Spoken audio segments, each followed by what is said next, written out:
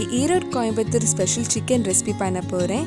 இது குக்கத் கோமாலியில் பண்ண ரெசிபி. இந்த சுவையான சிந்தாமணி சிக்கன் எப்படி செய்கிறதுன்னு இந்த வீடியோவில் பார்க்கலாம். ஃபர்ஸ்ட் சிக்கனில் மஞ்சள் உப்பு போட்டு ஒரு 30 நிமிஷம் ஊற வச்சிடலாம். நான் இன்னைக்கு 1/2 கிலோ சிக்கன் எடுத்திருக்கேன். அதில் 1/2 டீஸ்பூன் மஞ்சள் பொடி, தேவையான அளவு உப்பு சேர்த்து நல்லா மிக்ஸ் பண்ணிக்கோங்க.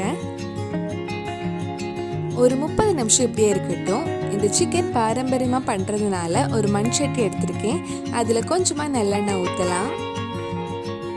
எண்ணெய் சூடானதும் இதில் 1 டீஸ்பூன் சோம்பு ஆட் பண்ணுறேன். சோம்பு நல்லா பொரிஞ்சதும் இதில் 20 காஞ்ச மிளகாய் ஆட் பண்ணலாம். காஞ்ச மிளகாய் உங்கள் காரத்துக்கு ஏற்ப போட்டுக்கோங்க. இந்த சிக்கனில் வேறு மிளகாய் பொடி எதுவும் ஆட் பண்ண மாட்டோம்.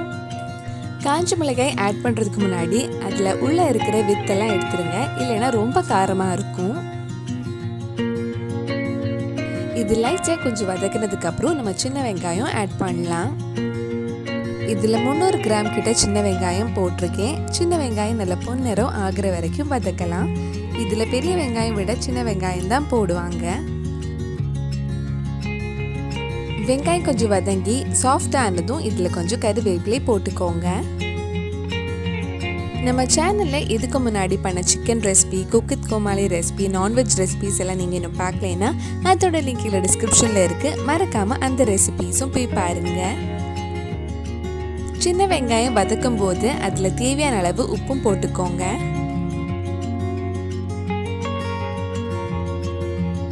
வெங்காயம் இந்த மாதிரி நல்லா வதங்கி வரும்போது இதில் 1 டீஸ்பூன் இஞ்சி பூண்டு பேஸ்ட் ஆட் பண்ணலாம். வெங்காயம் இன்னும் கொஞ்சம் நேரம் நல்லா வதங்கட்டும். வெங்காயம் இந்த மாதிரி நல்லா வதங்கி பொன்னிறம் ஆனதும் நம்ம ஊற வச்சிருந்த சிக்கன் இதில் போட்டு வேக வைக்கலாம்.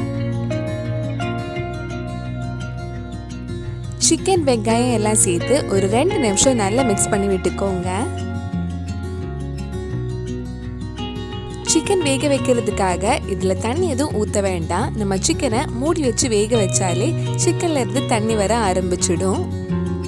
மூடி வச்சு வேக வைக்கும் போது அடி பிடிக்காம நடுவில் கொஞ்சம் கிண்டி விட்டுக்கோங்க.